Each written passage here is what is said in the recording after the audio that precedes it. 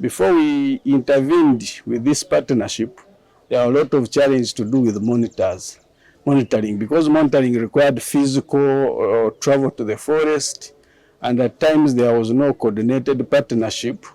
But with this partnership, we were able to bring on board different stakeholders, from the National Forest Authority members who provide security and day-to-day monitoring, physical monitoring, to the KEDA, that is the Community Forest Monitoring Group, that is composed of all communities that live adjacent to Kasyoha-Kitomi Forest Reserve. So our approach has been based on making sure that we develop and empower the community group there. Monitoring became easy because, first of all, we mobilized all stakeholders, key stakeholders, but also it was easy because the forest monitoring introduced, which was tech-related, using the forest watcher, was making it easy because you can locate the alerts immediately.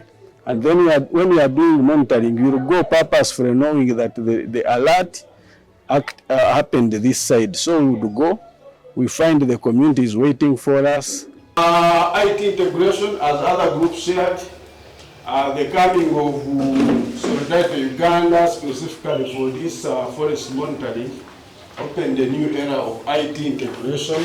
We find the NFA is waiting for us. We go there purposely following the routes generated by the forest watcher. So you find that immediately when you reach there, you find the problem, you also prepare a report. So monitoring was easy, reporting was also easy, but most importantly, the stakeholder strengthening was very key. Because of the existence of Kasyoha-Kitomi, we managed to get a maternity ward. So why don't we protect this forest? As a result of our intervention, things have been reported. For example, since we started the intervention, the people who have been cutting trees for timber, it has stopped completely, because before we intervened, they were reporting that lorries would come and fell timbers during the day. But because monitoring was strengthened and reporting, and stakeholders like security companies who provide security for the forest, like National Forest Authority, they were in the know. They started dealing with those people, and lumbering stopped completely. Currently, you cannot meet anywhere in Kasyoha-Kitomi a trailer or a lorry carrying timber. That one stopped completely. Because of this forest, Kasyoha-Kitomi, we have been able to get one classroom block. Why don't we protect this forest? But also, we never stopped at only monitoring. We have tried to do reforestation, planted trees.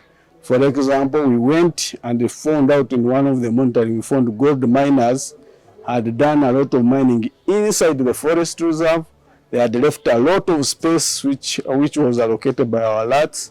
So what we did after finding out that, we were mobilized with the Solidarity Uganda, and we went back with a lot of seedlings. We did the restoration in the middle of the forest and outside the community.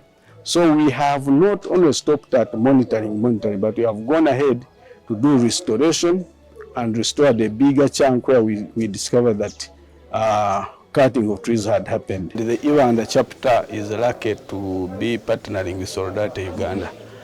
Ibanda chapter has about 25 members, but when we started the project that involves climate justice, we partnered with a CFM, that is Community Forest Monitoring Group, called KEDA, which is located in the communities adjacent to Kasyoha-Kitomi Forest Reserve.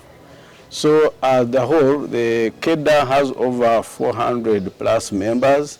So as the chapter under Solidarity Uganda, we are working strongly with the KEDA, which is the Community Forest Monitoring Group.